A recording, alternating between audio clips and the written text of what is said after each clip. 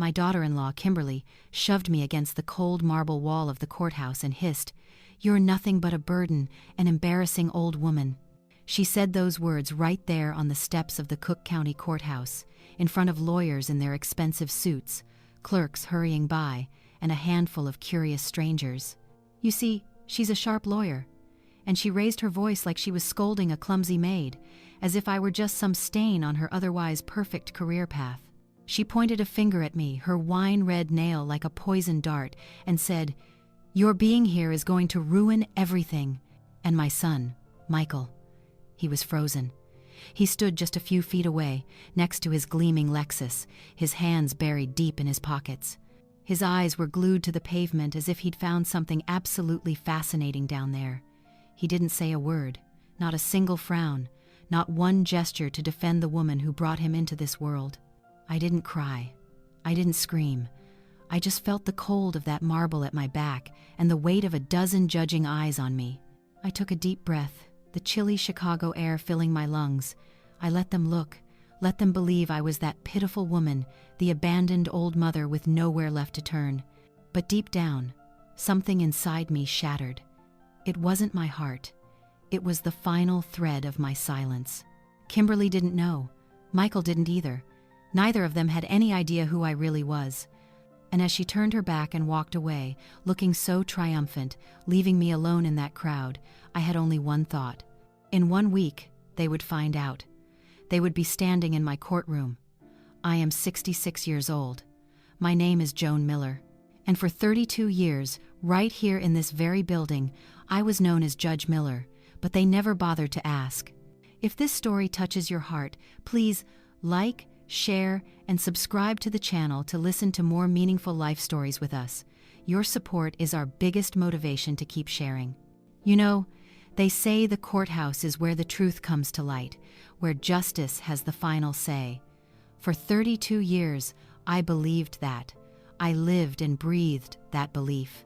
But that morning, on the majestic marble steps of the Cook County Courthouse in Chicago, all I saw was the naked lie in my own son's eyes and a boundless cruelty in the woman he called his wife. Justice, in that moment, felt like a distant mirage, just a beautiful concept in a law book that had yellowed with age. The November wind in Chicago howled between the skyscrapers, a sharp chill that cut right through the beige wool sweater I was wearing. Kimberly once told me this sweater made me look older than I was. Maybe she was right.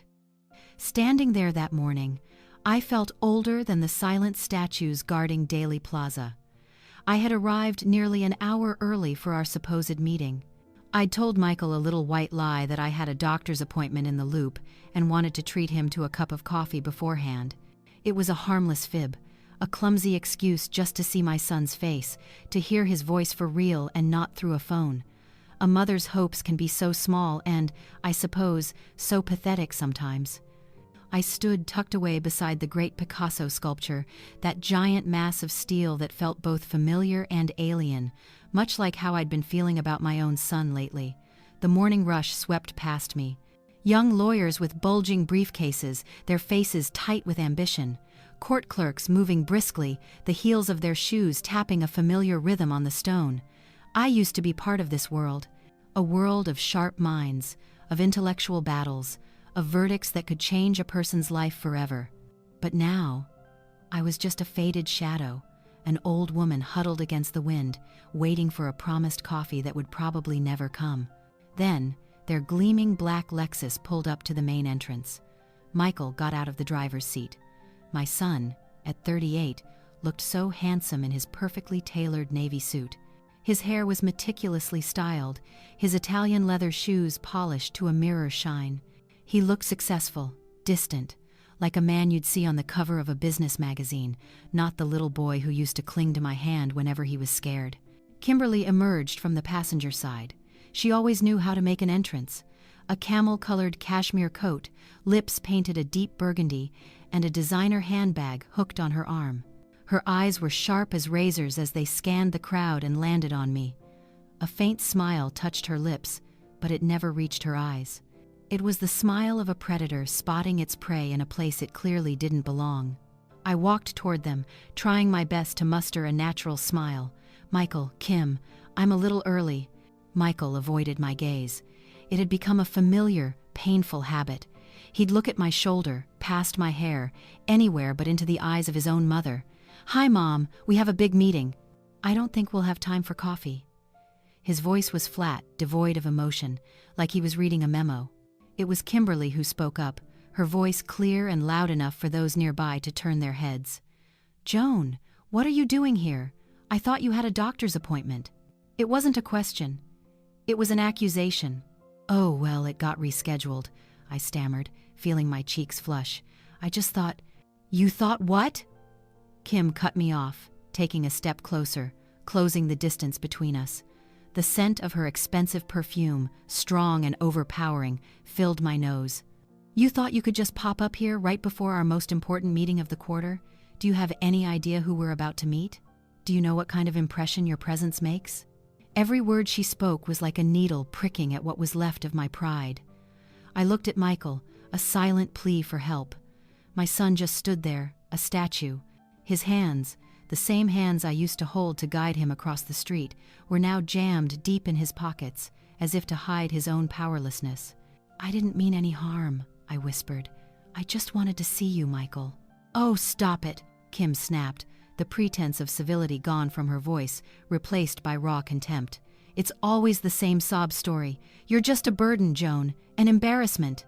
And then, she did something I will never, ever forget. With an arrogant toss of her head, she swung her arm and shoved me hard in the shoulder. It wasn't a powerful push, but I'm older now, and the surprise sent me stumbling backward. My back hit the cold, unforgiving marble wall behind me. A sharp pain shot up my spine, but the physical hurt was nothing compared to the shock and humiliation that washed over me. The world seemed to slow down. I heard the whispers of a few people standing nearby. I saw a young legal intern raise a hand to her mouth, her eyes wide with disbelief. I saw a more seasoned lawyer, a man I vaguely recognized, quickly turn his face away, pretending he saw nothing. Their professional decorum wouldn't allow them to get involved in an ugly family drama. And so there I was, Judge Joan Miller, who once sat on a high bench, adjudicating the most complex of cases, now the star of a cheap tragedy, treated like a bothersome panhandler by my own daughter-in-law, right on the doorstep of the institution I had dedicated my life to. The whole thing couldn't have lasted more than a few seconds, but to me, it felt like an eternity. In that moment, with my back still pressed against the cold stone, I didn't look at Kimberly. My eyes were locked on Michael. I was searching for a flicker of anger, a hint of protest, a furrowed brow, anything to show me that the boy I raised still existed somewhere inside this stranger. But there was nothing. His face was a perfect mask of indifference. He wouldn't look at me. He just kept staring at the ground. Only a slight twitch in his jaw betrayed the internal struggle that must have been going on.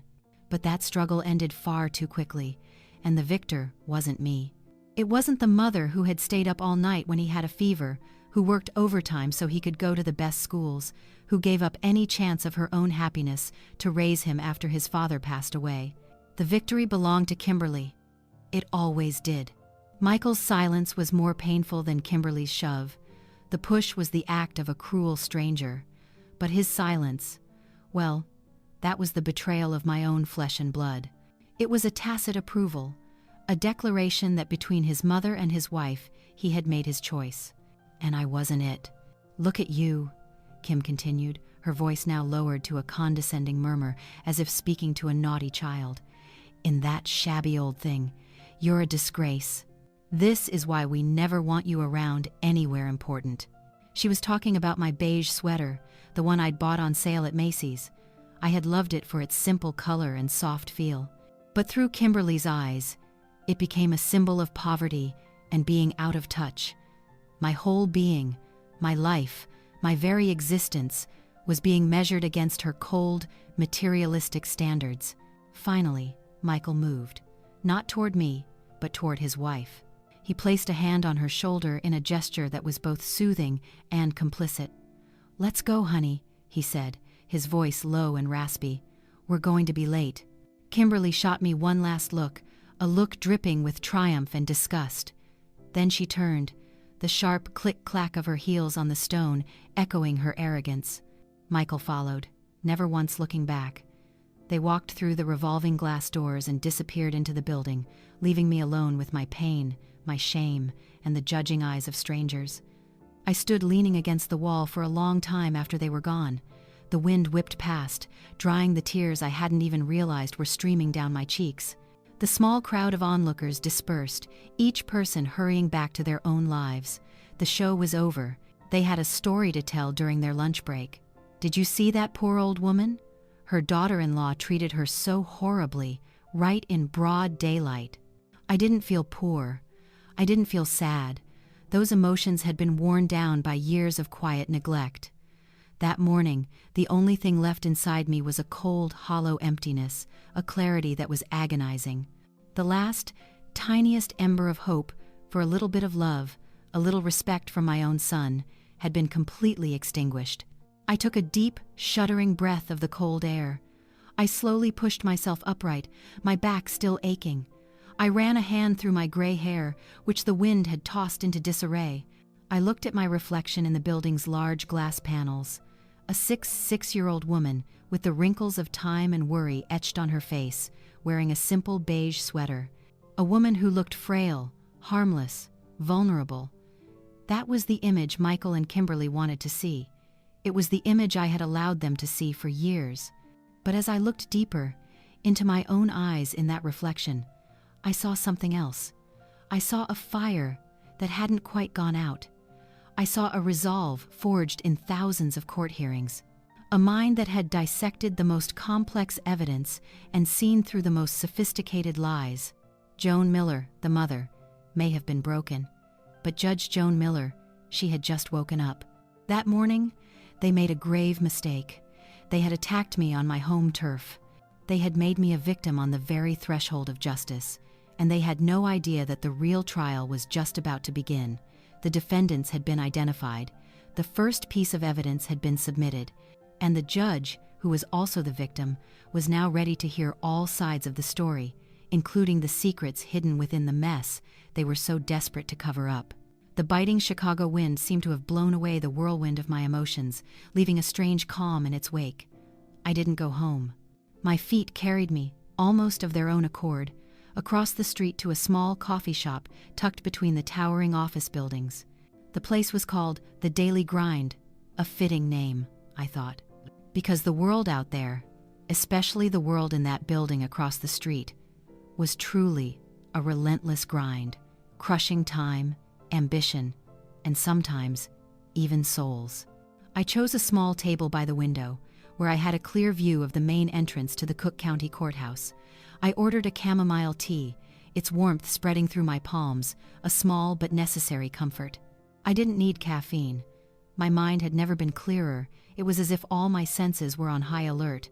I could hear the low hum of the coffee grinder behind the counter, the rustle of a newspaper from an old man at the next table, and the steady, resolute beat of my own heart. From here, the massive courthouse looked like a living thing.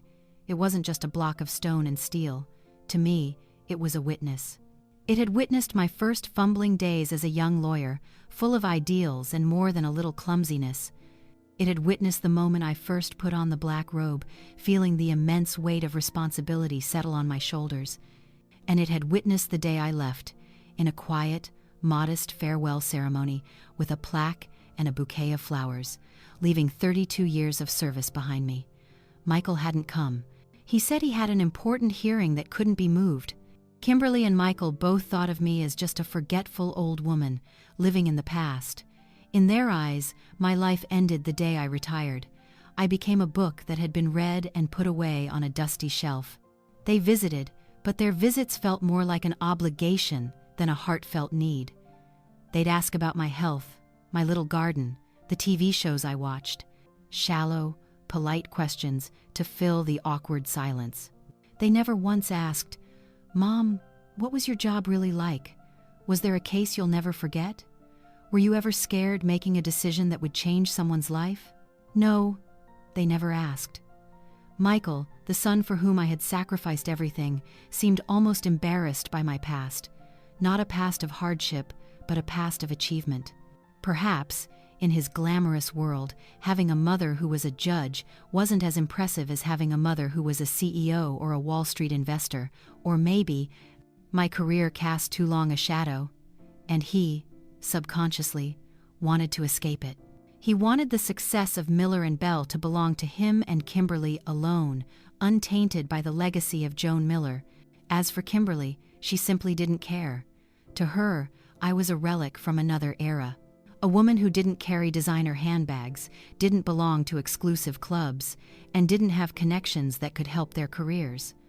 I was just her husband's mother, a presence to be tolerated, but preferably kept at a safe, unseen distance, so as not to clutter up the perfect life she was so carefully constructing. I took a sip of my tea and smiled a grim, humorless smile to myself. They didn't know, or perhaps they had chosen to forget, that for 32 years, I had walked through those doors with a different identity. They called me ma'am. They called me Your Honor. They called me Judge Joan Miller. I had presided over thousands of cases, from dry contract disputes to the most tragic criminal trials. I had looked into the eyes of the most skilled liars and seen the deceit. I had listened to the most heartfelt testimonies and felt the weight of the truth. I remembered the nights spent burning the midnight oil, studying case files, weighing every detail, every legal precedent. My small kitchen in our Oak Park home wasn't just where I cooked for Michael, it was my second office. The smell of strong coffee and old paper became the scent of my life for years. I remembered the loneliness of the bench, a necessary solitude to keep a clear head and a fair heart. Power comes with a tremendous burden, and I carried that burden with care and respect. I had packed away my black robe, along with the wooden gavel and all the mementos of a celebrated career. I did it willingly. I thought retirement would give me the time to make up for all the years my work had taken me away from Michael. I would be a real grandmother, baking cookies, reading stories, teaching my grandkids how to plant a rose bush. I longed for a simple life, where my value wasn't measured by my rulings, but by the love I gave and received. But I was wrong. So naively wrong. I thought humility could be traded for affection. I thought that by making myself smaller, simpler, they would need me more, open their hearts to me. But Kimberly and Michael's world didn't work that way. In their world, humility was seen as weakness, simplicity was seen as being out of touch, and a person who asks for nothing gets nothing except for contempt. I had given away too much of my power. Not the power of a judge, but the power of a person. The right to be respected, the right to be heard, the right to be myself. I had allowed them to define me, to turn me into a faded, harmless version of myself that fit neatly into their lives. And today, I paid the price for my silence. The black Lexus appeared again, heading in the opposite direction. Their meeting must have ended. I saw Kimberly's face through the car window. She looked unhappy, her lips pressed into a thin line, her eyes thoughtful. Michael was driving, his expression just as tense. It seemed their mess was even bigger than I'd imagined. And they needed my money, my house, to clean it up. The thought didn't sting anymore, it just hardened my resolve. I drained the last of my cold tea. A faint bitterness lingered on my tongue. I stood up, leaving a few dollar bills on the table. When I stepped out of the coffee shop, I didn't feel the cold anymore. A fire had been kindled from the ashes of that morning's humiliation. It was the fire of self-respect, of a fighting instinct I thought had long gone dormant. I crossed the street, my steps firm and decisive. I didn't walk toward the bus stop to go home. I walked straight toward the courthouse. The heavy glass revolving door resisted, but I pushed it open with ease. Inside, the familiar, warm, solemn air greeted me. The smell of polished stone, of paper, and a faint, ever-present scent of anxiety. I didn't head for the public courtrooms. I turned into a smaller, less trafficked hallway. The corridor for judges and court staff. I walked, memories flooding back with every step. Portraits of past judges lined the walls. I recognized every face, remembered a story about each of them. I passed my old chambers, room 412. A new nameplate was on the door, Judge Esteban Ramirez. A young man, I'd heard he was very bright. I was happy for him. My destination was the personnel records office in the basement, a place few people ever went, damp and filled with rows of gray filing cabinets. But the woman in charge, Gloria, had been working here even longer than I had. She was a living library of this courthouse's history. Her office door was ajar. I could hear the steady click-clack of an electric typewriter. Gloria never did trust computers. I knocked gently on the door. "Excuse me, Gloria?" The typing stopped. A kind face with a shock of white hair and glasses perched on the end of her nose peered out. "Oh my heavens," she exclaimed, her eyes widening. "Judge Miller, is that really you?" She hurried out from behind her desk and wrapped me in a warm hug. "You look as wonderful as ever. We've all missed you around here." "I've missed you too, Gloria," I said, feeling a genuine warmth, a connection I hadn't felt in a very long time. "I've come to ask for a small favor. Anything, Judge. Anything at all." I smiled. "Don't call me Judge anymore, Gloria. Joan is just fine." I paused for a beat, then continued, my voice firming with new resolve. "Actually, you know what? Go ahead and call me Judge. I think I need to hear that name again. Gloria, I need you to do something for me. I need a copy of my complete service record. Everything. My judicial appointment, my commendations, my keynote speeches, everything you can find." Gloria looked at me, her wise eyes full of curiosity. But she didn't ask a single question. She just nodded. "I know exactly where to find it. Give me 15 minutes. While I waited, I walked down the basement corridor, my hand trailing along the cold steel cabinets. Each one of these held hundreds of stories, hundreds of lives. And in one of them was my story. Not the story of a failed mother or an alienated grandmother, but the story of a woman who fought, who learned, who stumbled, and who rose to serve the cause of justice. That was the real me. And it was about time that not only I, but Michael and Kimberly had to face her. The black robe might be in a closet, but the power and the wisdom it represented were always there, inside me. It was just waiting for a good enough reason to be woken up. And that morning, my son and daughter-in-law had given me the biggest reason of all. The thick file Gloria handed me felt heavy in my hands, not just from the weight of the paper, but from the weight of 32 years of my life packed within its pages. I didn't head straight home. I took the L train toward the suburbs, letting the familiar screech of metal on metal and the rocking rhythm carry me away in my thoughts. I sat by the window, watching the Chicago skyscrapers shrink in the distance, giving way to rows of brick brownstones, and then to the quiet, tree-lined streets of Oak Park.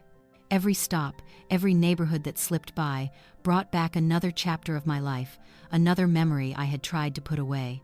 Now, opening this file was forcing me to reopen those chapters of my life, not to wallow in nostalgia, but to find my strength, to remind myself that the woman who was shoved against a wall this morning wasn't the whole story. I was the sum of everything that had come before, of all the sacrifices and all the triumphs. My own voice began to narrate the story in my head, not for anyone else, but for me, a way of putting the broken pieces back together. I had built Michael's future from scratch, and on sleepless nights. My husband, Robert, was a good man. A high school history teacher with a kind heart and a brilliant mind. He believed in my potential more than I did. He was the one who encouraged me to apply to law school, even when we had a newborn Michael and were just scraping by. "You have a mind for justice, Joan," he used to say. "Don't you dare waste it." We had happy years, even if we weren't wealthy. This little bungalow in Oak Park was a testament to our love and our shared dreams. But then a sudden heart attack took him from me when I was just 35, and Michael was only 6. My world fell apart. Overnight, I was a widow, a single mother with a young son and a mortgage I could barely afford. I remember the night after the funeral like it was yesterday. Michael was asleep, having cried himself out. I sat alone in the living room, surrounded by darkness, feeling a loneliness and fear so profound it felt like a monster about to swallow me whole. I could have given up. I could have sold the house, found some simple 9-to-5 job, and lived a safe, unremarkable life filled with regret. But then I looked at the law books Robert had so carefully shelved for me. I heard his voice in my head, "Don't waste it." And I looked over at Michael, his angelic face peaceful in sleep. I knew I wasn't just living for myself anymore. I had to live for Robert's memory, and I had to build a solid future for our son. That's when the real fight began. By day, I worked as a paralegal at a small firm, a job that barely paid the bills. At night, after Michael was asleep, I became a student again. Our kitchen table was my desk. The dim yellow light from our little lamp was my companion through endless nights, surrounded by towering stacks of law books and cups of coffee that had long gone cold. I studied contract law while my son dreamed of fire engines. I memorized criminal procedure while he slept soundly, clutching his teddy bear. I remember times I was so exhausted I'd fall asleep right on my books, only to jolt awake near dawn, rushing to make Michael breakfast before walking him to school and starting the whole cycle over again. My body was weary, but my will was iron. The memory of Robert and the future of Michael were the two lighthouses that guided me through the storm. 4 years later, I graduated. My law degree from Loyola University wasn't just a piece of paper. It was a symbol of my sweat, my tears, and my sacrifice. I still remember that moment, wearing the black graduation gown, when a 10-year-old Michael ran up and threw his arms around me. He said, "Mom, you're my hero." My heart just melted. Every single hardship had been worth it. My career took off quickly. From a junior prosecutor, I rose through the ranks to become one of the lead attorneys in the state's attorney's office. I earned a reputation for being tough but fair, someone who never gave up until the truth was found. I put a lot of criminals behind bars.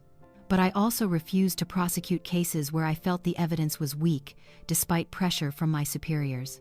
I always remembered what Robert used to say. Justice isn't just about punishing the guilty, it's about protecting the innocent. When I was appointed as a judge at the age of 45, it was one of the proudest days of my life. Michael, a teenager by then, stood beside me at the swearing-in ceremony. I could see the pride and admiration in his eyes. "My mom's a judge," he would brag to his friends. I thought I had done it. I had been both a mother and a father, and I had built a respectable career. I had given him a good life and an example to follow. All my efforts went into making sure Michael had the best possible start. He went to Northwestern for his business degree, a prestigious school with a hefty price tag. I worked relentlessly, taking on extra assignments, writing legal articles, anything I could do to pay for his education without him taking on a single dollar of debt. When he graduated and decided to go to law school himself, I supported him without hesitation. I saw in him a reflection of myself, but with a much smoother, wider path ahead of him. I was so proud of him, a pride that was almost painful. I was there, in the audience, quietly wiping away tears when his name was called at his graduation from the prestigious Pritzker School of Law. My son, Michael Miller, was an attorney. My dream and Robert's dream had come true. For the first few years after he passed the bar, our relationship was still wonderful. He'd often stop by for dinner on weekends, telling me about his first cases, the challenges, the small victories. He still asked for my advice on complex legal issues. I felt like I was still an important part of his life. I thought it would always be that way. But then Kimberly came along. The first time I met her was at Thanksgiving dinner. Michael brought her home without any warning. Kim walked into my small, humble house like a queen visiting the provinces. A tight designer dress, stilettos that looked sharp enough to be weapons, and a carefully calculated smile that was meant to be friendly while keeping a safe distance. I tried my best. I cooked all of his childhood favorites: roasted turkey, mashed potatoes with gravy, and my family's secret recipe pumpkin pie. Kimberly barely touched her food, picking at it politely. She spent most of her time observing. Her eyes scanned every object in my home: the slightly worn sofa, the faded rug, the family photos on the wall. I could read the judgment in her gaze, a mix of evaluation and pity. Her world was penthouse apartments overlooking Lake Michigan, dinners at Michelin-star restaurants, and vacations in Europe. My world, in her eyes, was small, old, and hopelessly out of date. That night, as they were leaving, I overheard them talking just outside the door. Kim's voice wasn't loud, but it was clear and cold. "Michael, is this really where your mother lives?" It's just sad. You should do something about it. It reflects poorly on you." I heard Michael mumble something in response, but he didn't defend me. He didn't say that this was the house he grew up in, filled with memories. He didn't say that every single thing in this house was paid for by his mother's hard work. He was silent, and that silence was the first cut. After they got married, things changed fast. The visits became less frequent. The phone calls became shorter, more formulaic. Michael was always busy with work, busy with social events, busy building the Miller and Bell empire with Kimberly.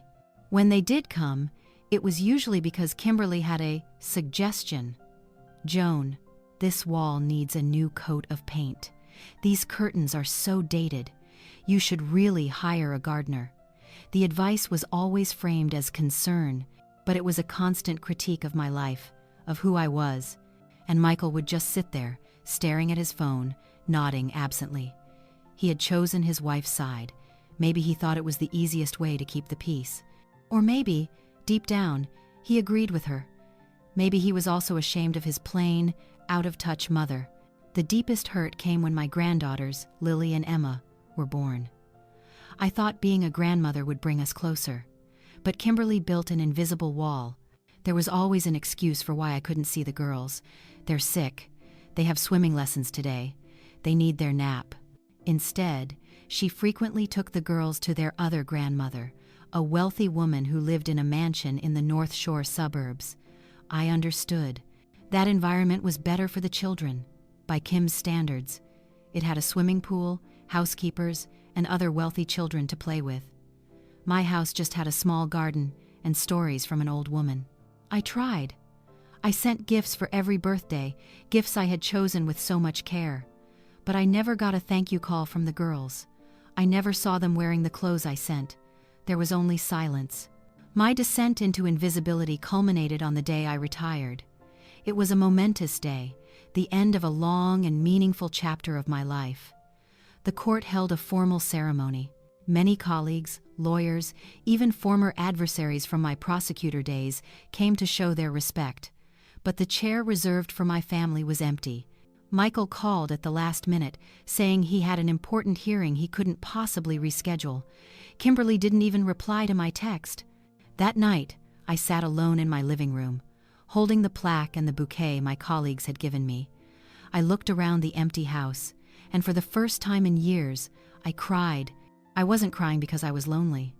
I was crying because I realized a bitter truth. I had succeeded in my career, but I had failed to hold on to my son. It was then that I made a decision. I wouldn't talk about my achievements anymore. I wouldn't tell stories about my old cases, the accolades, the recognition. I would bury the past of Judge Joan Miller. I would just be Joan, a retired mother, an old woman. I thought that if I made myself harmless, if I was no longer a long shadow, maybe he would come back to me. But I was wrong again. Making myself invisible didn't make them love me more. It just made it easier for them to ignore me. It turned me into a piece of old furniture, occasionally dusted off with a brief phone call. And finally, when I no longer had any use, they decided it was time to throw me out, just like you'd discard a worn-out old sofa. The train pulled into the Oak Park station. I stepped onto the platform, breathing in the familiar air of my neighborhood. I walked home, each step an affirmation. I had walked this path thousands of times, through snow and rain, on hot summer nights. This was my street. That was my house. This was my life. I had sacrificed. I had given. But sacrifice does not mean self-annihilation. Love does not mean accepting disrespect. Opening the door to my house, I placed the thick file on the dining table. I looked at the photograph of Robert on the mantelpiece. He was smiling, his kind and trusting smile. "I know what I have to do now, my love," I whispered. "I won't waste it." The quiet of my house no longer felt peaceful. It felt like the tense silence of a stage waiting for the next act. I had lived in a cocoon of quiet forbearance for so long that I had almost forgotten what it felt like to face a fight. But now, all my senses were alert. The judge inside me was awake, and the first thing a judge does is review the evidence, analyze the motives, and pinpoint the decisive moment. The first piece of evidence, the one that started it all, was etched in my memory, as clear as if it had happened a week ago. It wasn't a complex legal document or a contradictory testimony. It was just a few cold lines of text on the glowing screen of an iPad. A text message that ripped away the velvet curtain of pretense my son and daughter-in-law had so carefully constructed. It was a Tuesday afternoon, an ordinary afternoon like any other. Michael had stopped by, a rare, unannounced visit. He said he needed to find some of Robert's old life insurance papers that I still kept. He seemed rushed, on edge. His expensive shirt was slightly wrinkled, his tie was loosened, and he had dark circles under his eyes, signs of stress that, in my innocence at the time, I attributed to the pressures of his job. "Can you look for them in the old safe box in the basement, Mom?" he asked, his voice a little impatient. "I have to make a few important calls." He pulled out his iPad and phone, set them on the kitchen counter, and went into my small study where he could have some privacy. I didn't think anything of it. I was just happy he was there, even for a moment. I put on a kettle for some mint tea, the soothing aroma filling the kitchen, a small attempt to create a cozy atmosphere, to make him stay a little longer. As I was busying myself with the teapot, the iPad screen on the counter suddenly lit up. A new message notification appeared. I didn't mean to read it. I truly didn't. My eyes just happened to glance over. But those words, they seemed to leap off the screen and embed themselves directly into my brain. The message was from Kimberly. Her profile picture showed the two of them smiling on a yacht somewhere, looking perfectly happy. The message itself, however, was anything but. Spoke with the lawyer. With a psych evaluation, we can file for conservatorship. The Oak Park bungalow is worth at least $450K. That should be enough to clean up this mess before it all blows up. Time stood still. The ticking of the grandfather clock in the living room suddenly sounded deafeningly loud. The steam from the kettle fogged up my glasses, but I didn't wipe them. I just stood there, frozen, reading that message over and over again. Every word was a hammer blow to my chest. Conservatorship. They wanted to strip me of my autonomy, my right to control my own life. They wanted to turn me into a child, someone who needed to be protected, to be managed. And the reason wasn't love or concern. The reason was right there in the next sentence. $450,000. The number danced before my eyes. This house, the place I raised Michael, where every corner was filled with memories of Robert, where I had spent so many lonely but hopeful nights. To them, it wasn't a home. It was just a number. An asset to be liquidated. A financial solution. And finally, the most chilling phrase of all. Clean up this mess before it all blows up. Their mess, not mine. They had gotten themselves into some kind of serious trouble, something that could make everything blow up, and they were planning to use my legacy, my freedom, as the sacrifice to save themselves. A wave of nausea rose in my throat. My breathing became shallow and rapid. I had to grip the edge of the counter to keep myself steady. The warm, familiar kitchen suddenly felt alien and menacing. The walls felt like they were closing in, suffocating me. For a brief second, denial kicked in. Maybe I misread it. Maybe it's a terrible misunderstanding. Maybe they're talking about some other Joan. But I knew, deep down, that was just a weak attempt to fool myself. Then, denial gave way to a cold, quiet rage, a fury that simmered deep inside me, unlike anything I had ever felt before. This wasn't just disrespect. This wasn't just neglect. This was a conspiracy. A calculated plot to rob me of everything I had, and the masterminds were my daughter-in-law, with the silent, willing consent of my own son. I heard Michael's footsteps coming from the study.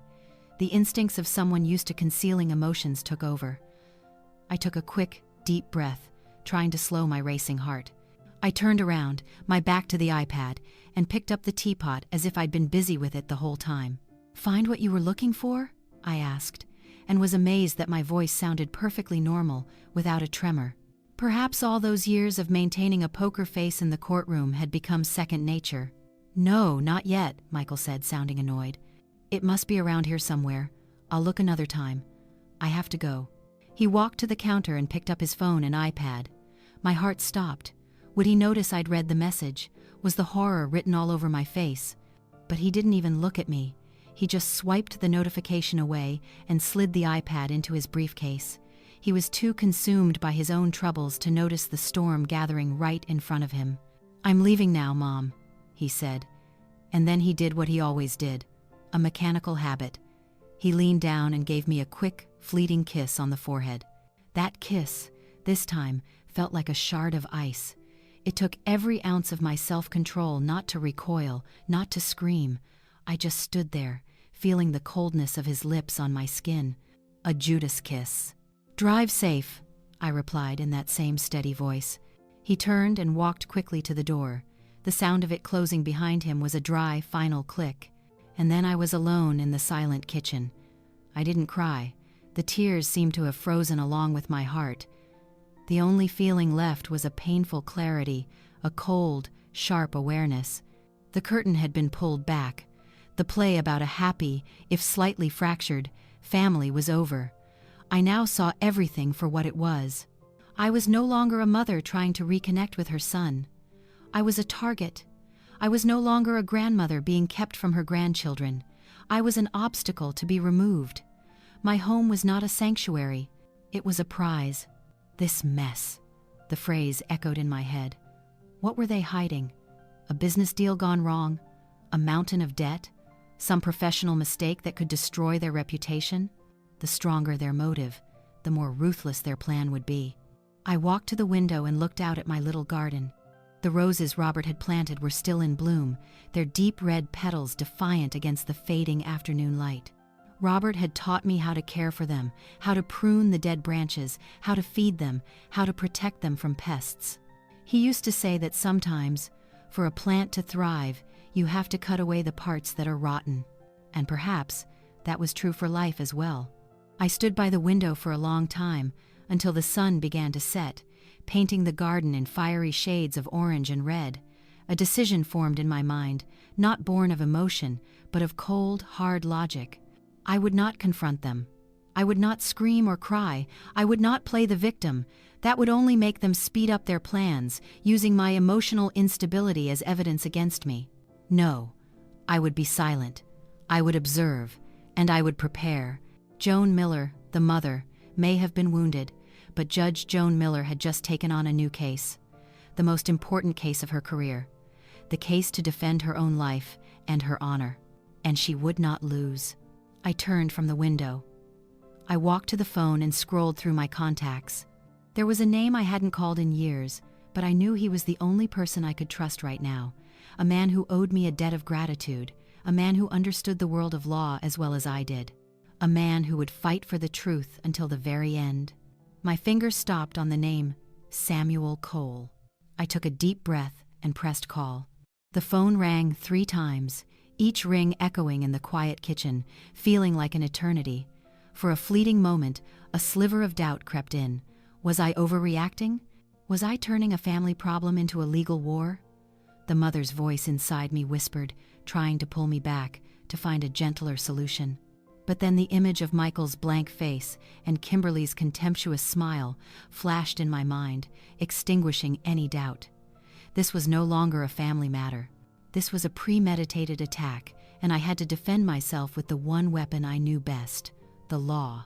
Cole Law Offices. The voice on the other end was professional and polite. "May I please speak to Samuel Cole?"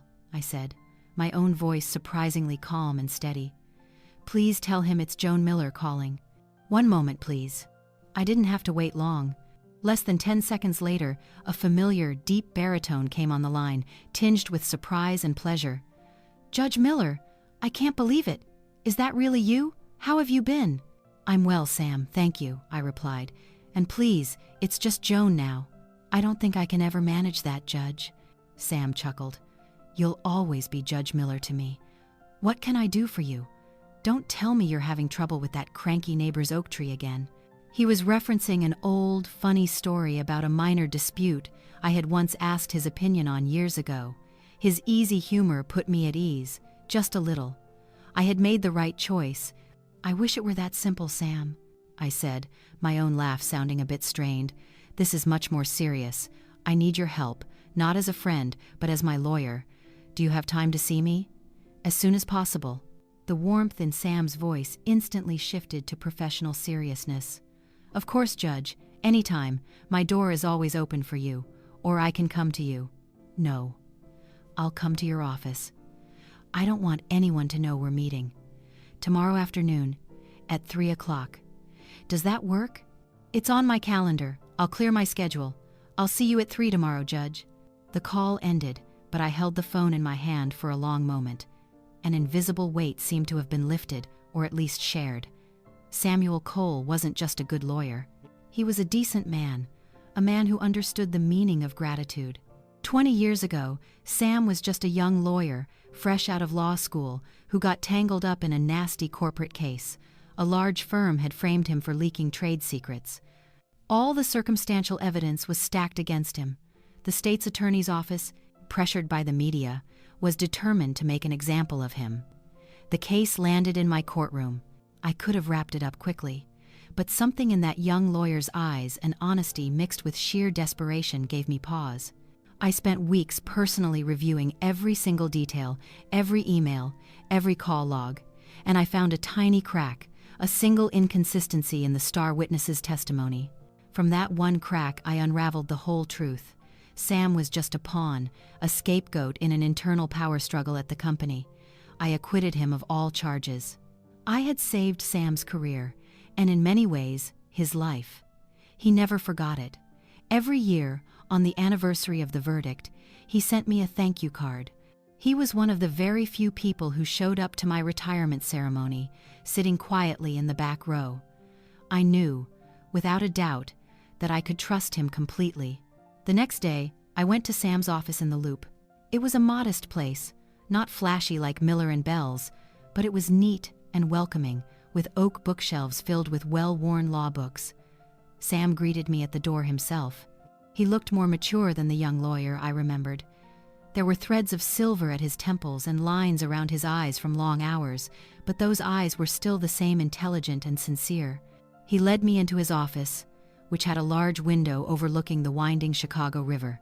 He poured me a cup of tea himself, then sat across from me, waiting in silence.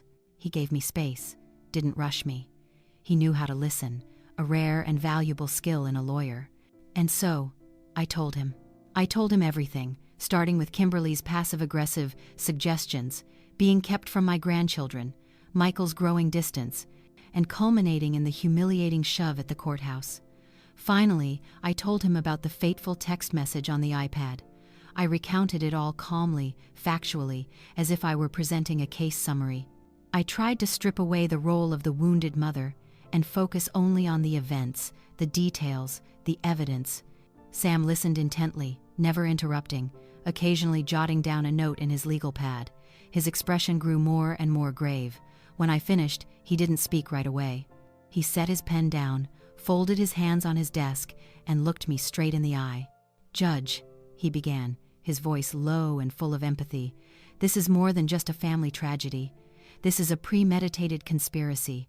They are aiming to strip you of your civil rights, and they're using the ugliest of tactics: psychological manipulation, isolation, and defamation." Hearing someone else, a legal expert, say it out loud made it all the more real, all the more terrifying. "What do I do, Sam?" I asked, and for the first time, I let a crack of vulnerability show in my voice. "We fight," Sam said, his voice firm with conviction. "And we don't just play defense. We go on the offensive, but we have to do it smartly, methodically. First and foremost, we need to neutralize their most powerful weapon, the claim that you are mentally incompetent." He stood up and began to pace, the mind of a strategist already at work. "We need irrefutable proof. I'm going to arrange for you to have a full evaluation with the top geriatric psychiatrists in Chicago. Not one, but two, from different hospital systems, to ensure objectivity. We need detailed reports that prove your cognitive and decision-making abilities are not just normal, but exceptional for your age. These reports will be our ironclad shield." "Okay," I nodded. "I'll do it." "Next," Sam continued, "we need to review your will and all your legal documents. We need to set up an irrevocable trust and appoint a trustee you trust implicitly. This person, not Michael, will manage your assets and make medical decisions if you ever truly become unable to. We have to close every single legal loophole they could possibly try to exploit." He paused by the window, looking out at the river. "And finally, the most important part. We need to find out what this mess she mentioned really is. Motive is the key to every case. When we know why they're this desperate, we'll know where they're vulnerable." "How do you suggest I do that?" Sam turned back to me. "Judge, you spent your life seeing through people. But this time, your opponents are your own son and daughter-in-law. Their proximity, that relationship, could cloud your judgment. Let me handle this part. I have connections, sources. I'll hire the best private investigator I know, someone discreet and professional. We will dig into the finances of Miller and Bell, the cases they're handling, and Kimberly's personal life. We need to know everything." I looked at Sam, a profound sense of gratitude washing over me. He wasn't just giving me advice, he was giving me a battle plan. He was giving me back a sense of control, something I had lost. "I don't want revenge, Sam," I said again, as much to remind myself as to tell him. "I know, Judge," Sam said softly. "This isn't about revenge, this is about justice. You spent your entire life delivering justice for others. It's time you had some for yourself. Kimberly and Michael have already started a legal battle, even if they haven't filed the papers yet. We are simply going to meet them on that battlefield, but we will be better prepared, smarter, and stronger." I stood up. The meeting was over, but a new chapter had begun. I was no longer a lonely, frightened old woman. I had an ally. I had a strategy. "Thank you, Sam." "For everything," I said. "Don't thank me, Judge," Sam replied, shaking my hand firmly. "It's my honor. They picked a fight with the wrong person. They have no idea who they're dealing with." As I walked out of Sam's office and into the crisp city air, I felt a definite shift inside me. Fear had been replaced by determination. Confusion had been replaced by clarity. The judge inside me wasn't just awake. She was ready to return to the bench. The following weeks passed in a strange state of duality. On the surface, my life continued as normal. I tended my garden, took walks in the park, read my books, and even had a few brief phone calls with Michael. During those short, stilted conversations, I had to use every bit of my acting skills. I played the part of the slightly forgetful, lonely mother, completely unsuspecting. I'd ask vaguely about their work, complain about my aching joints, and talk about an old movie I'd rewatched. I was planting the seeds of my own harmlessness, lulling them into a false sense of security, letting them believe their plan was proceeding smoothly. But beneath that placid surface, a machine was working at full tilt. Under Sam's direction, a quiet but relentless investigation was underway. Sam was like a brilliant general, coordinating his forces with precision. He scheduled my appointments with the 2 top geriatric psychiatrists. I spent hours undergoing tests, complex memory exams, logic puzzles, and in-depth psychological interviews. It was an exhausting process, and at times, I felt like I was being examined under a microscope. But I complied perfectly, answering every question honestly and clearly. I knew the results of these exams would be my first and most impenetrable line of defense. While I was building my fortress, Sam and the private investigator he hired, a gruff but sharp ex-Chicago cop named Frank, were attacking our opponent's weak points. They started digging into the mess Kimberly had mentioned. I wasn't directly involved in the investigation, but Sam gave me daily updates. His end-of-day phone calls became a crucial part of my routine. I would sit in my little study, a cup of hot tea beside me, listening to Sam's reports as if I were listening to a lawyer's brief in my chambers. And what they uncovered began to paint a picture far darker than I had ever imagined. Miller and Bell was not the solid empire it appeared to be. Frank discovered that while they had a few big clients, the firm's cash flow was dangerously unstable. They had spent extravagantly on image. A lavish office with a view of Millennium Park, extravagant parties for clients, expensive business trips that were more vacation than work. They were living far beyond their means, a classic mistake of the newly successful. But that was just the tip of the iceberg. "We've found the first real problem, Judge," Sam said during one call, his voice holding the thrill of a breakthrough. "Kimberly is in charge of the firm's finances, and she's either incredibly sloppy or deliberately fraudulent. There are tens of thousands of dollars in client entertainment expenses every month with no detailed receipts. There are expense advances that were wired directly to her personal account. Embezzlement? I asked, a chill running down my spine. It's a strong possibility. Or, at the very least, financial mismanagement so severe it could be grounds for disbarment. Michael seems to be completely in the dark, or willfully ignorant. He signs whatever she puts in front of him. Total trust. Blind trust. That had always been my son's weakness. He had trusted Kimberly implicitly, handed her all the power, just as he had once trusted me. But the biggest bombshell was yet to come. A week later, Sam called with a new urgency in his voice. "Judge, are you sitting down?" Frank found it. The real mess. I sank into my old leather armchair, my hands gripping the arms. "Tell me, Sam." "Banyan Tech," Sam said, and the name sounded vaguely familiar. I remembered reading about them in business journals. A tech giant, a blue whale in the corporate ocean. Are they a client of Miller and Bell? They were a client. A very big one, Sam explained. About 8 months ago, Kimberly advised Banyan Tech on a major merger. She completely missed several key provisions in the state's antitrust laws. It was a rookie mistake, but one with catastrophic consequences. The merger was blocked at the last minute. Banyan Tech not only lost a deal worth hundreds of millions, but they were hit with massive penalties, and their reputation took a huge hit. I was silent, letting the information sink in. Professional malpractice, the kind of error that could end a lawyer's career. Did Banyan Tech sue them? Not officially, Sam said. And that's the problem. Banyan Tech is a very private company. They don't want to go to court because it would expose more of their own vulnerabilities. Instead, they've been applying pressure behind the scenes. They are demanding a massive settlement to keep this quiet.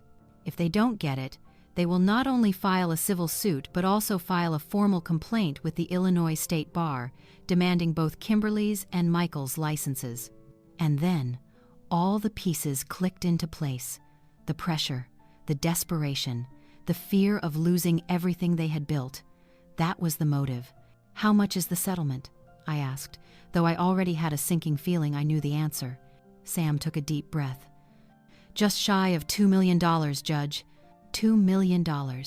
An impossible sum for a small firm like theirs. They didn't have that kind of money. They had been living lavishly, with no reserves. They were on the brink of total collapse. "That's why they need my money," I whispered, more to myself than to Sam. "My house. It's their life raft." "Exactly," Sam confirmed. "The house, worth close to $500,000, would be a down payment. A show of good faith while they try to scramble for the rest. They're in a race against time. Banyan Tech has given them a deadline. If they don't produce the money, their careers are over." A heavy silence hung over the phone line. I didn't feel any satisfaction. I just felt a profound sadness. Sadness for the son I had raised to be an honorable man, now caught up in such a despicable scheme out of fear of failure. Sadness for a young, intelligent woman like Kimberly, whose ambition and carelessness had become her own undoing. "Is there more, Sam?" I asked, my voice tired. "There is, Judge, and it's worse." Frank ran a personal credit check on Kimberly. She's drowning in personal debt. Credit cards, personal loans. She's living a lifestyle that even the firm's income can't support. She is a financial time bomb. Now I understood completely. Kimberly wasn't just ambitious. She was reckless and desperate. That was the most dangerous combination of all. She would stop at nothing to save herself. And I, her mother-in-law, with my unprotected assets and my frail image, had become the easiest target. "Thank you, Sam. You and Frank have done incredible work," I said. "Now we know who our enemy is and what they want. What's our next move, Judge?" I looked out the window into the encroaching darkness. Lights were beginning to twinkle in the neighbors' houses like distant stars. "Now," I said, my voice regaining its calm, steady resolve. "We wait. We have our shields, the medical reports are almost complete. We know their weaknesses. Now, we let them make the first move. Let them walk right into the trap they've set for me. Once they officially file that petition for conservatorship, there will be no turning back for them. And that's when we show them everything we have." I had spent my career studying trial strategy. I knew that sometimes the most powerful action is patience. I was going to give them enough rope to hang themselves. When I hung up the phone, I didn't feel sad anymore. All that was left was a cold resolve. This was no longer a fight to protect a house. This was a fight to protect the principles I had lived by my entire life: truth, honor, and justice. Kimberly and Michael might have ambition and recklessness on their side, but I had something they didn't. I had the truth, and I had 32 years of experience on the bench. Patience, I had told Sam, but patience, I soon found, can be the most difficult trial of all. Every day, I lived in a state of constant vigilance, waiting for them to make their move. Every phone call from Michael made my heart skip a beat. Is this it? Every ring of the doorbell made me jump. Is that a process server with a court summons? I continued my charade of the harmless old mother, but inside, the strategist's mind was always working. Sam and I had everything in place. The 2 detailed psychiatric reports, each thicker than a college thesis, came to the same conclusion. Joan Miller was not only of sound mind, but possessed a sharp intellect and logical reasoning skills that were superior for her age. Those reports were sealed and locked in Sam's safe, ready to be played like a trump card. My legal documents were now a fortress. Power over my finances and health had been transferred to an irrevocable trust with Sam as the trustee. Legally, I was untouchable. But I didn't just want to defend. I wanted to end this, once and for all. I wanted them to face the consequences of their actions, not just the failure of their scheme, but the exposure of their character. I was waiting for an opportunity, the perfect moment to turn the tables completely. And then, that opportunity arrived, not from any complex plan of my own, but from a twist of fate so unbelievable it felt like something out of a novel. Some might call it a coincidence. I call it destiny. Sometimes, after all my years of judging based on logic and evidence, I still believe the universe has its own way of dispensing justice. It was a Thursday morning, a gray, drizzly Chicago day. I was in my study, rereading old articles about cases I had presided over, a way of keeping my mind sharp. The phone rang. It was an unfamiliar number. Normally, I would have let it go, but some instinct urged me to answer. "Hello, Miller speaking." "Joan? It's Mark O'Connell." The name brought me back instantly. Chief Judge Mark O'Connell. He had been my friend and colleague for nearly 20 years before he was appointed to run the entire Cook County Circuit Court. We had been through a lot together, tackled some of the toughest cases. "Mark, what a surprise," I said, a genuine smile spreading across my face. "It's been too long. How are you holding up?" "Still drowning in paperwork and politics, Joan," he laughed, a deep, tired laugh I knew well. "But I'm not calling to complain. I'm calling to ask for a huge favor." "A favor? What is it?" "Our docket is an absolute disaster. 2 judges are out with the flu. Another's wife just had a baby. We're critically short-staffed, especially for judges with commercial law experience. And, well, I thought of you." My heart began to beat faster, not with anxiety, but with a strange sense of premonition. "I know you're enjoying your retirement," Mark continued, "and I wouldn't ask if it wasn't an emergency. We have a rather nasty malpractice suit that needs a cool head and a ton of experience. A corporation, Banyan Tech, is suing a small law firm. It's right up your alley. Do you think you could come in and preside over it? Just for the one case. We'll pay you as a senior judge pro tem. Think of it as a favor to the cause of justice." My ears were ringing. Every word he said was like a note in a symphony of fate. Banyan Tech, malpractice, a small law firm. It couldn't be. The coincidence was too great. "What's the name of the law firm, Mark?" I asked, trying to keep my voice perfectly level, though my chest was pounding. Mark shuffled some papers. "Let me see. Here it is. Kind of an unusual name. Miller and Bell." A silence stretched over the line for a few seconds. I could hear Mark's breathing on the other end. "Joan, are you still there?" "I'm here," I answered, my voice barely a whisper. "Miller and Bell, you said?" "That's right. Is there a problem? Do you know them?" I closed my eyes. This was it. This was the opportunity I had been waiting for. An opportunity no strategist, no matter how brilliant, could have ever engineered. the chance to confront them not as a cast-off mother, but in a capacity they could never, ever have anticipated. "I know them," I said, my voice regaining its steadiness. "Michael Miller is my son." Another pause. This one from Mark's end. I could picture his face, the surprise followed by confusion. "Oh my God, Joan, I am so sorry. I had no idea." What a horrible coincidence. "Okay, well, forget I asked. That's a clear conflict of interest. I'll find someone else." "No," I said, my voice sharp and decisive. "Don't find someone else. I'll take the case." "What did you say?" Mark asked, clearly not believing his ears. "Joan, you can't. He's your son. No matter how you rule, people will either claim favoritism or say you're getting revenge. It could tarnish your reputation." "Mark," I said. And now my voice was the voice of Judge Miller, a voice of authority that did not invite argument. "You and I both know that a conflict of interest only truly exists if there's a possibility of the verdict being influenced by a personal relationship. I assure you, as an officer of the court and on my honor, that I am perfectly capable of adjudicating this case impartially and objectively. My relationship with my son, it's not what it used to be. I can be detached. I didn't tell him the whole story. I didn't need to. But Mark was a smart man. He heard something in my tone, a bitterness, a resolve that told him this was not a normal family dynamic. Furthermore," I continued, making a solid legal point, "both parties have the right to request a new judge if they feel there is bias. Go ahead and assign me. If either side objects, we'll deal with it then, but I have a feeling they won't object." I knew they wouldn't. How could they object when they wouldn't even know who the presiding judge was until the trial began, and even if they did, they wouldn't dare.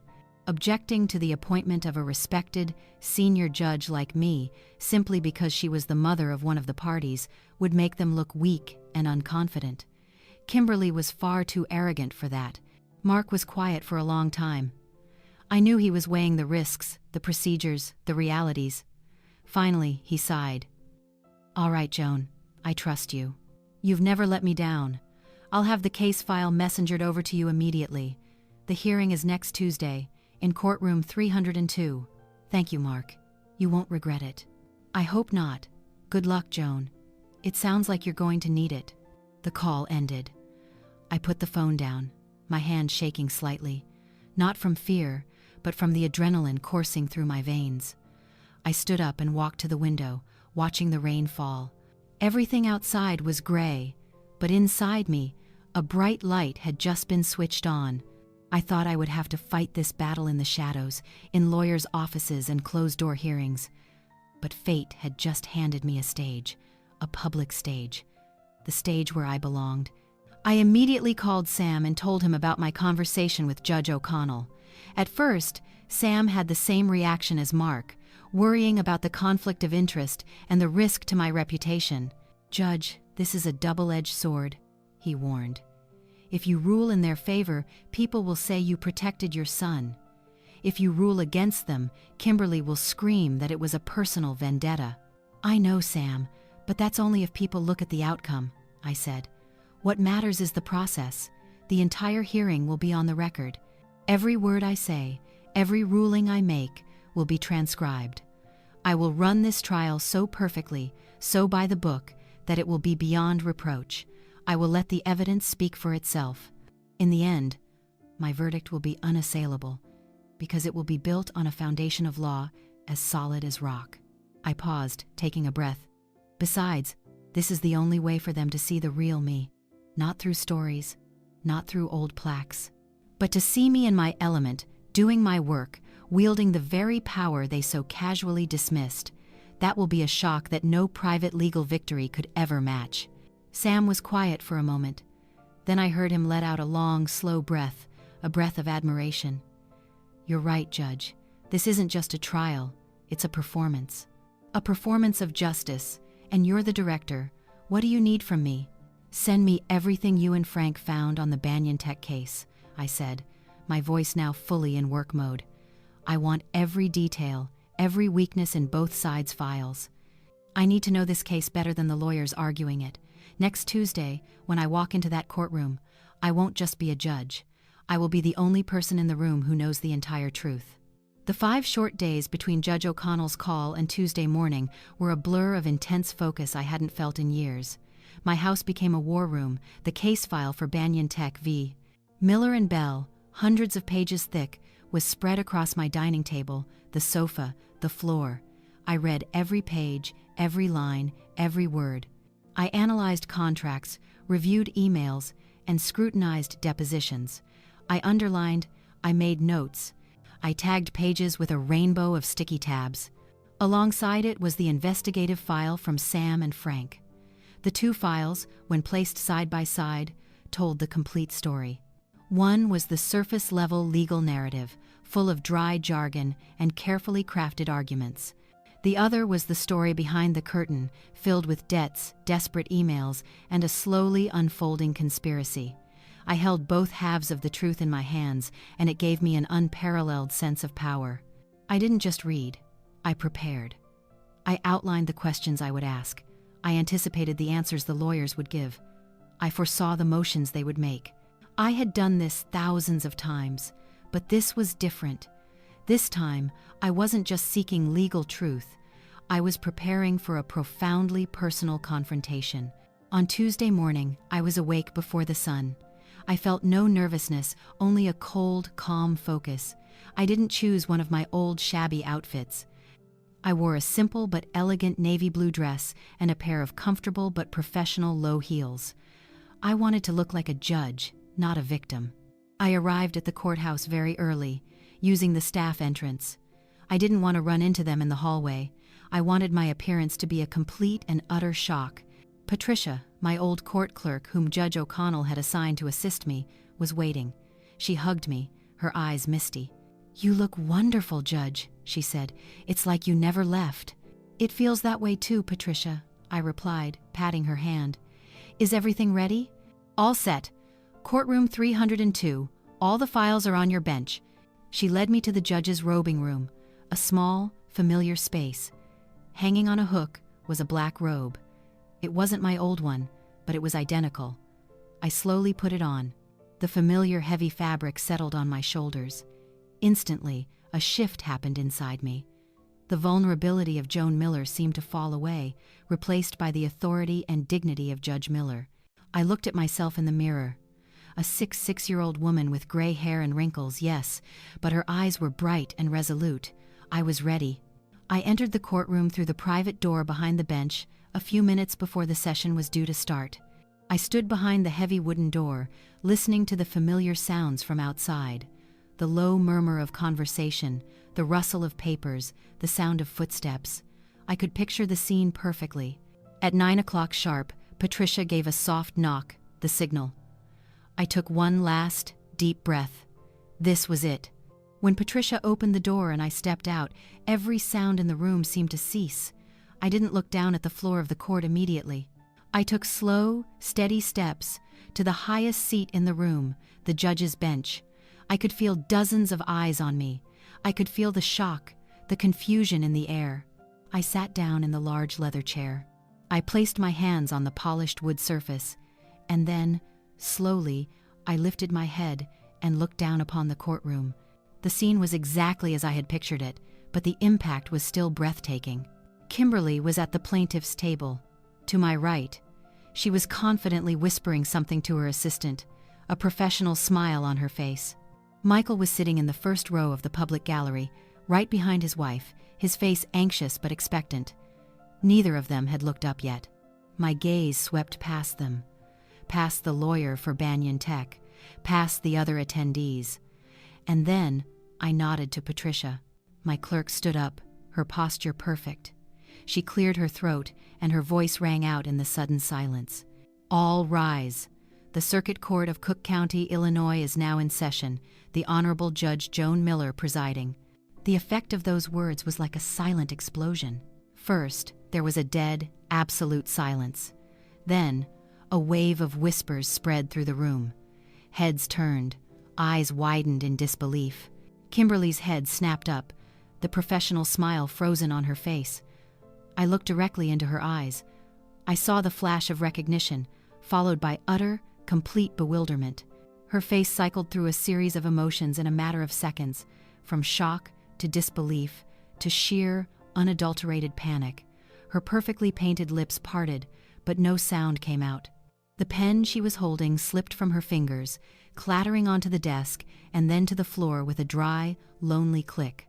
The file in her other hand fell open, sending papers scattering across the floor. Michael, in the row behind her, had an even more visceral reaction. He shot to his feet, his chair scraping loudly against the floor. His face was as white as a sheet, his mouth hung open, and he stared at me as if he were seeing a ghost. He literally raised a hand and rubbed his eyes as if he couldn't believe what he was seeing. His mother, the frail, forgetful old woman whose life he and his wife were planning to dismantle, was now sitting in the most powerful seat in the room, wearing the black robe of justice, about to decide the fate of their careers. I didn't give them time to recover. I didn't let the chaos take hold. I maintained a calm, stern expression, just as I had in thousands of trials before. I looked straight ahead, not glancing at my son or daughter-in-law again. I picked up the wooden gavel.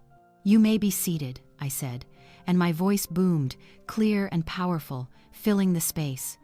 It was the voice of Judge Miller, a voice that had no room for weakness or personal sentiment. Everyone slowly sat down, still in a state of shock. Kimberly dropped into her chair as if her legs had given out, her body rigid. Her assistant had to bend down and gather the scattered papers. Michael sat down mechanically, his eyes still locked on me. I opened the case file in front of me, though I knew every detail by heart. "This court is now hearing case number 2025CV0819, Banyan Tech, plaintiff, versus the law firm of Miller and Bell, defendant." I read in a steady, formal tone. "This is a bench trial regarding a claim of professional malpractice. Representing the plaintiff is Mr. David Axelrod. Representing the defendant is Miss Kimberly Bell. Are the parties ready to proceed?" Mr. Axelrod, a polished, middle-aged man, stood up. "Ready, Your Honor." He looked surprised, but his professionalism masked it well. All eyes turned to Kimberly. She remained frozen in her seat. Her assistant had to gently nudge her. Kim started, then scrambled to her feet, her hands gripping the edge of the table as if for support. "Yes, Your Honor," she stammered, her voice trembling, stripped of all its usual confidence. The defense is ready." "Very well," I said, my face a mask of judicial neutrality. I looked up, meeting her eyes directly for the first time since the session began. My gaze was cold and professional. "Counselor Bell, you appear to be unwell. Are you certain you are fit to proceed with today's hearing?" It was a standard question, one any judge would ask of a lawyer who seemed distressed. But in this context, it was a surgical strike, a direct blow to her arrogance. I was questioning her competence, in front of her opponent, in front of her husband. Kimberly's face flushed a deep crimson with shame and anger. She took a shaky breath, trying to pull herself together. "I am perfectly fine, Your Honor. Thank you for your concern. We are ready to begin." "Excellent," I said, and brought the gavel down with a sharp, decisive crack. Let the proceedings begin. The air in the courtroom was thick enough to cut with a knife. The charade was over, the truth was out. There was no longer a mother-in-law and daughter-in-law, no mother and son. There was only the judge, the plaintiff, and the defendant. And I, as the judge, would ensure that justice was served, no matter how painful the truth might be. The trial proceeded in a surreal atmosphere. To an outsider unaware of the backstory, it might have just seemed like a dry, if somewhat tense, commercial lawsuit. But for me, Michael, and Kimberly, every word, every gesture, was laden with a deeper meaning. The space between us was thick with unspoken history, a psychological battle running parallel to the legal one. I conducted the trial with absolute impartiality, perhaps even more rigorously than usual.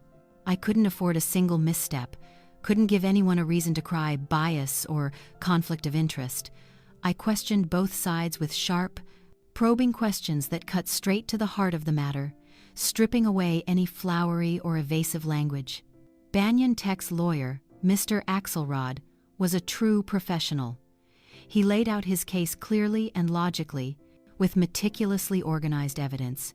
He proved, point by point, how Kimberly's advice had directly led to his client's losses and how Miller and Bell had tried to conceal the severity of the mistake.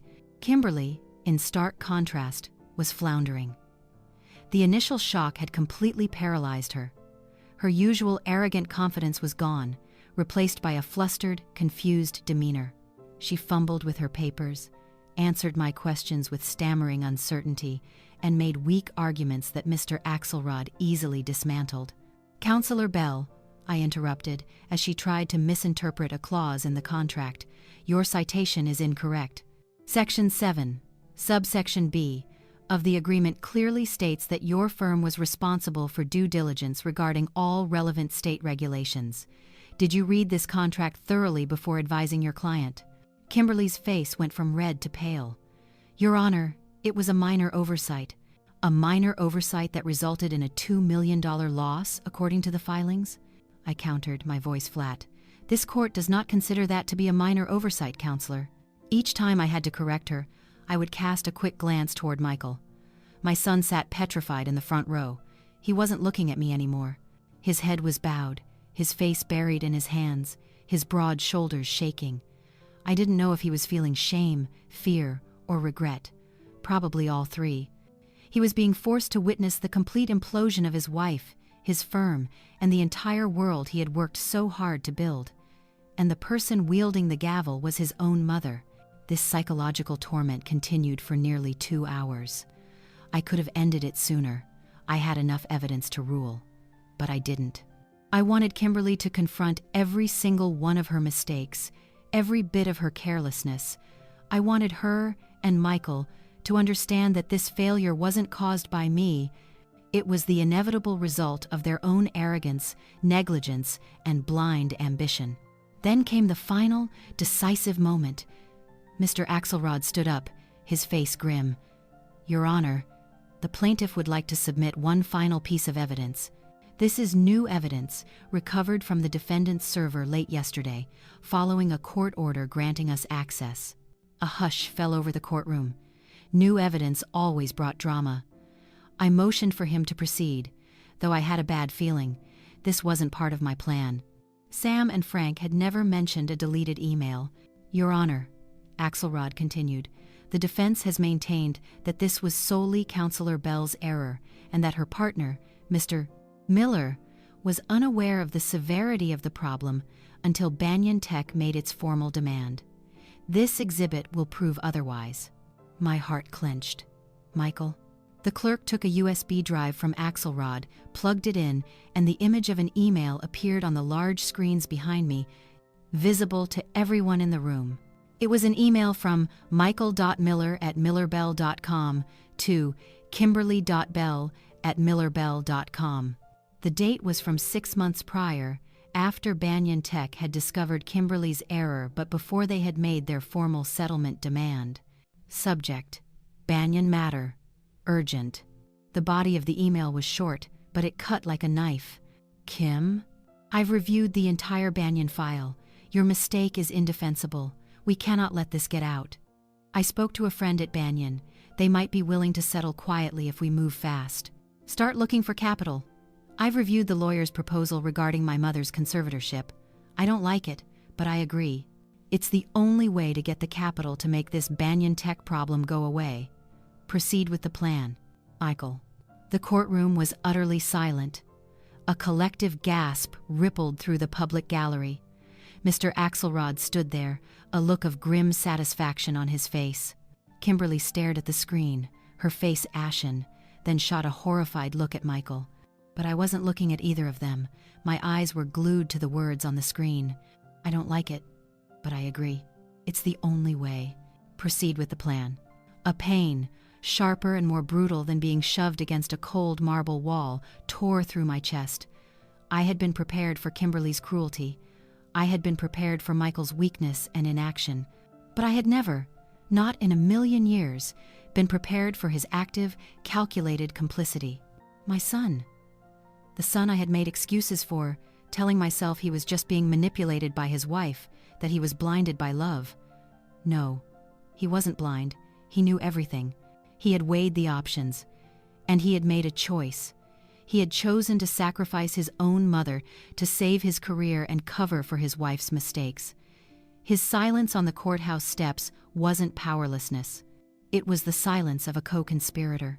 The narrator's voice in my head returned, no longer steady, but trembling with a new, deeper pain. I was prepared for Kim's cruelty, but I was never prepared for Michael's complicity. My son. He didn't just stand by and watch. He helped hold the knife that was stabbed in my back. For one terrifying moment, the room started to spin. The black robe suddenly felt impossibly heavy. I wanted to collapse, to rip it off, to run down and scream, "Why?" in Michael's face. But I didn't. The instincts of a judge, the discipline forged over 32 years, held me in place. I took a slow, deep breath, packing the pain down inside me. I looked out at the courtroom. Every eye was on me, waiting to see how I would react. They were waiting to see what the judge would do when faced with evidence that incriminated her own son. I picked up my gavel, my hand astonishingly steady. I looked directly at Mr. Axelrod. "The exhibit is admitted," I said, my voice as cold and flat as ice. "It will be marked as Plaintiff's Exhibit 27. Then I turned my gaze on Kimberly, who was still standing, frozen. "Counselor Bell, do you have any explanation for this email?" Kimberly stammered, unable to form a coherent sentence. She just shook her head, tears finally beginning to stream down her face. And then I looked at Michael. For the first time in the entire trial, I met his eyes. His face was no longer a mask. It was a portrait of guilt and utter devastation. He looked at me, his eyes pleading in a silent appeal. But he was no longer looking at his mother. He was looking at a judge. I brought the gavel down. One sharp, clean, final sound. "This court will take a 15-minute recess." I stood up, looked at no one, and walked swiftly into my chambers. The heavy wooden door clicked shut behind me, sealing me off from the courtroom, from the prying eyes, and from the broken image of the son who had betrayed me. Only when I was alone in the quiet room did I allow myself to falter. My hands braced against the oak desk. My entire body shook, not with anger, but with a grief too profound for tears. The truth, sometimes, is far more cruel than any lie. Those 15 minutes were the shortest and longest of my life. I didn't sit. I stood by the window in the judge's chambers, staring down at the traffic on Dearborn Street, but my mind was a tempest. Michael's words from the email played on a loop, each one a shard of glass in my heart. "I don't like it, but I agree." It was a sentence that perfectly captured his cold calculation and his cowardice. He wasn't a passive bystander, he was an architect of the plot. The initial sharp pain slowly gave way to a cold, vast emptiness. I had cried for him, sacrificed for him, made excuses for him. Now, there were no more excuses to be made. The final veil had been lifted, and behind it was an undeniable, ugly truth. A soft knock from Patricia brought me back. "Judge, the recess is over." I turned around. For a second, Patricia saw something in my face, a raw pain I couldn't quite mask. She whispered, "Are you all right, Joan?" I took a deep breath and straightened my shoulders. The black robe was my armor, hiding the wounds beneath. "I'm fine, Patricia, thank you. Let's finish this." When I re-entered the courtroom, the atmosphere was even heavier than before. Everyone was seated in a stunned silence. Kimberly was slumped in her chair, her eyes red and swollen, all the fight gone out of her. Michael was in the same spot, but he looked like he had aged a decade. He couldn't bring himself to look at me. I took my seat on the bench, my judicial composure returning like a second skin. I had made my decision in those 15 minutes, my decision as a judge. "This court has reviewed all the evidence presented," I began, my voice steady and devoid of all emotion, "including the final exhibit submitted before the recess." I paused, letting my words hang in the air. Based on the entirety of the record, the testimony, and the physical evidence, this court finds that the defendant, the law firm of Miller and Bell, is guilty of gross professional malpractice in its counsel to the plaintiff, Banyan Tech. This negligence was the direct cause of significant financial and reputational damages to the plaintiff. I glanced at Kimberly, then at the empty space at the defendant's table where Michael, as a partner, should have been sitting. Furthermore, Plaintiff's Exhibit 27 demonstrates that both partners of the firm, Miller and Bell, were aware of this malpractice and conspired to conceal it, and further conspired to illegally secure the assets of a third party to resolve the matter. Every word was a nail in the coffin of the firm my son had been so proud of. Therefore, I continued, my voice hardening, this court finds in favor of the plaintiff. The defendant, Miller and Bell, is ordered to pay full damages to Banyan Tech in the amount of $1,950,000. The defendant will also bear all costs associated with this trial. I picked up the wooden gavel. A copy of the email marked as Exhibit 27, along with the full transcript of these proceedings, will be formally transmitted by this court to the Illinois State Bar for review of the ethical conduct of the attorneys involved. That last sentence was the killing blow. It was no longer just about money. It was about their careers, their licenses. It was the end of Miller and Bell. I raised the gavel high, looking directly at Michael one last time. He finally looked up, and in his eyes, I saw complete and utter devastation. This court is adjourned, I declared, and the sound of the gavel striking the wood was final, absolute, and merciless. I stood, turned, and walked back into my chambers without a backward glance. The play was over. Justice, in its own terrible way, had been served, but I felt no victory, only a profound and hollow emptiness. Half an hour later, after the courtroom had emptied, I finally took off the robe. It no longer felt like armor, only a burden. I was just Joan Miller again, a mother who had just passed sentence on her own son. I gathered my personal things, ready to leave. But there was one last thing I had to do. I walked out of my chambers and down the now quiet hallway. I knew where he would be. And sure enough, Michael was sitting alone on a bench at the far end of the corridor in a secluded alcove. He was hunched over, his elbows on his knees, a picture of absolute defeat. Kimberly was nowhere in sight. I figured she had probably abandoned him to face the fallout alone, as was her way. I walked up and stood in front of him.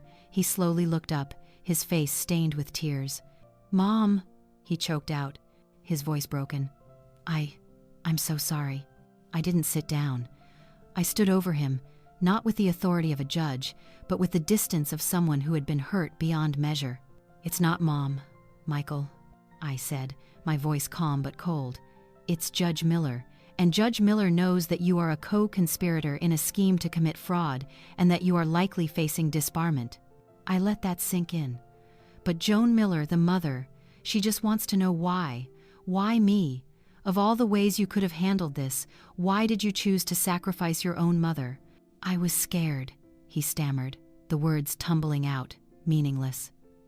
"I was scared of losing everything," Kim said. "It was the only way. I didn't think you'd ever find out." "You didn't think I'd find out," I repeated, a bitter, humorless laugh escaping my lips. "You have always underestimated me, Michael, always." I set my purse on the bench beside him. From inside, I took out a small, silver USB drive, the one Sam had prepared for me, containing our entire investigation into Kimberly's debts and their conspiracy.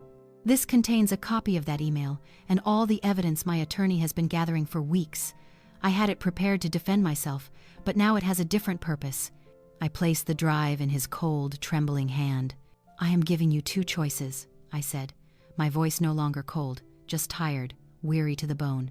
"One, you walk into the State Bar's office yourself, you confess to everything. You give them this evidence, you accept the consequences, and you start to rebuild your life on a foundation of truth.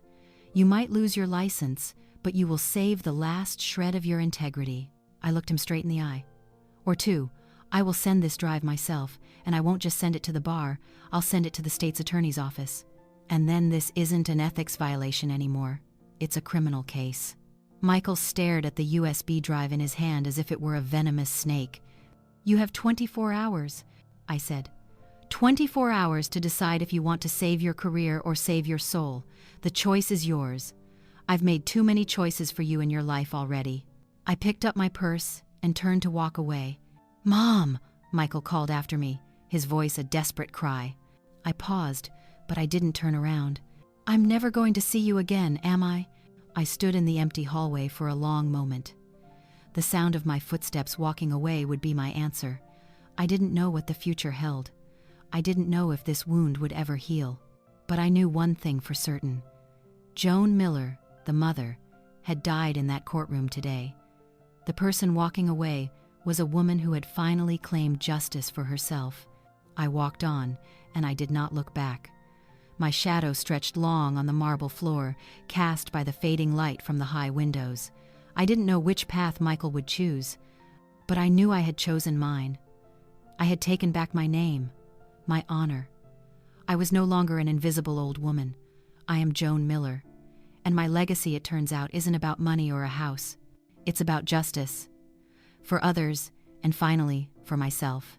6 months have passed since that fateful day in court. The harsh Chicago winter has given way to a gentle spring, bringing with it the scent of new beginnings. The green shoots pushing up through the soil in my garden feel like a mirror for my own soul, slowly healing from the ashes. The aftermath of the trial unfolded with an inevitable certainty, the direct consequence of seeds that had been sown long before. Michael didn't wait the full 24 hours. The very next morning, he walked into the offices of the Illinois State Bar with the USB drive in his hand. He confessed to everything. The downfall of Miller and Bell was swift and absolute. The firm was dissolved in bankruptcy. Michael's law license was suspended indefinitely. His name, and Kimberly's, became a cautionary tale among the city's young lawyers. As for Kimberly, she acted true to her nature. The moment the ship began to sink, she was the first one overboard.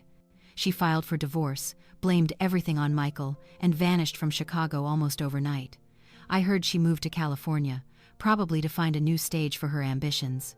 I feel no hatred, no satisfaction, only a hollow sadness for a talent that was ultimately destroyed by its own greed and selfishness. My relationship with Michael remains a wound that is slow to heal. He doesn't call, neither do I. But every week, I receive a letter. Not a rushed email, but a handwritten letter on plain white paper. His strong, confident script is now hesitant, a little shaky. In these letters, he doesn't ask for my forgiveness. He doesn't make excuses. He just tells me. He tells me about his new job, something far from the world of law, at a nonprofit that helps the homeless. He tells me about the therapy he's attending. He tells me he's learning how to face himself, his mistakes, his cowardice.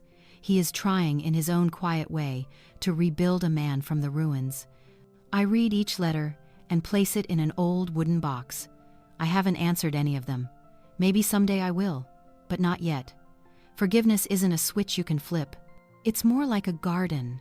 It needs time, it needs care, and you have to pull all the weeds of deceit before the flowers of trust can even begin to grow again. And me? Well, I have found my peace right where I started, in this house, in this garden. But it's a different kind of peace. It's not the silence of resignation, but the quiet strength of self-possession. I accepted a part-time advisory role with the Legal Aid Clinic at the University of Chicago Law School, where I mentor bright, idealistic young students. I share with them not just my knowledge of the law, but my knowledge of ethics, of the price of integrity, and of the importance of never losing your moral compass, no matter how great the pressure.